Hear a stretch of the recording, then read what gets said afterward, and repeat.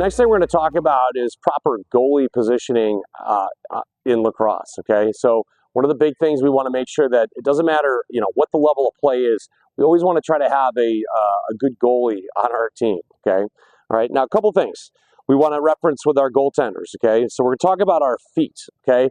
First thing, kind of like our groundwork here, all right? We want to make sure our feet are a little bit wider than shoulder width, and one thing I like to reference is that our big toe is lined up with our shoulders, okay? The reason why we want our feet just a little bit wider than shoulder width is we want to make sure our body weight is on the inside edges of our feet. So if I'm going to be moving in this direction, this inside edge of my foot is actually pushing my body there, okay? So again, having our feet a little bit wider than shoulder width, okay? The next thing is that we have our heels, we have our toes, and we have the ball of our foot.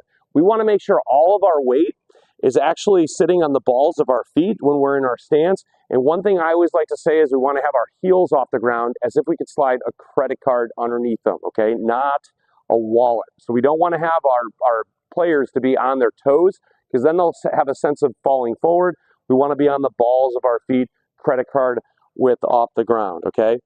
Again, positioning here, knees are soft and slightly bent. All right, hips are back and our chest is up when we're in our stand, putting us in a good athletic position, and stick is out in front of our body, okay? Now, a couple things we take a look at our stick, okay? First off, we want to make sure that our top hand is all the way up at the plastic of our stick. Our bottom hand is going to be about elbow length away or about hip width away from our body, or I'm sorry, hip width away from our hands, all right?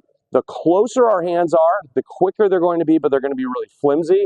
And the further our hands are they're going to be really slow and strong, okay? So we want to find that nice happy medium. And like I referenced, having our hands about hip width is the ideal length for our hands to be apart, okay? The next thing is that our top hand is the one that's going to be moving the head of our stick and getting that stopping area or that glove to where that ball is. And one thing we always like to reference to our players is that we want to make sure our top thumb is lined up with our eyesight. So it should go eye, thumb, ball, nice flat line, all right? And this will help with our hand-eye coordination as we're tracking the ball into our stick, okay? The next thing is that when we're holding onto our stick, we want to make sure our stick is flat in front of our body. So if I angle myself to the side, you'll notice my stick is nice and flat. Anytime a player is tilting their stick in either direction, we refer to that as breaking the glass. That's a nice little cue that you can use with your goaltenders.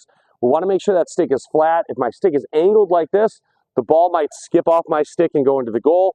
If my stick is angled in this direction, I might step and actually hit my stick with my leg, and we don't want to have any interference with our body and our stick, okay? So again, make sure that stick is nice and flat. We're not breaking the glass, so we've got nice, good free range of motion in front of our body.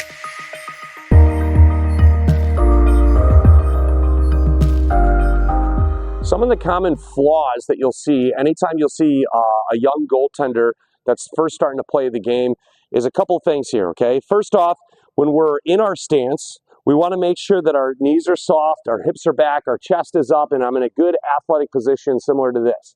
All right. One thing you'll see a lot of younger players do when the coaches talk to them about bending their knees, they'll accidentally bring their knees forward, which brings my upper body back, and they'll kind of sit in a back position like this. All right. That's no good. We want to make sure the players bring their hips back and then bring their chest up so in their good athletic position, similar to a position that you would get into if you're going to shoot a free throw or lift any type of weights or play defense in any sport. Okay. So again, good athletic position, knees are soft, hips back, chest up, okay? Another thing that you'll see a lot of young players do is they'll bring their elbows up or do what we call chicken wings, okay? They bring their elbows up, all right, because maybe they were dipping their hands and they got to bring their elbows up to bring their stick up. This is not a good position to be in. It's compromising my shoulders and my arms. We want to make sure those arms are nice and relaxed and we're allowing our elbows to drop and point to the ground, all right, so we can be nice and quick and utilize that energy as the ball comes towards us.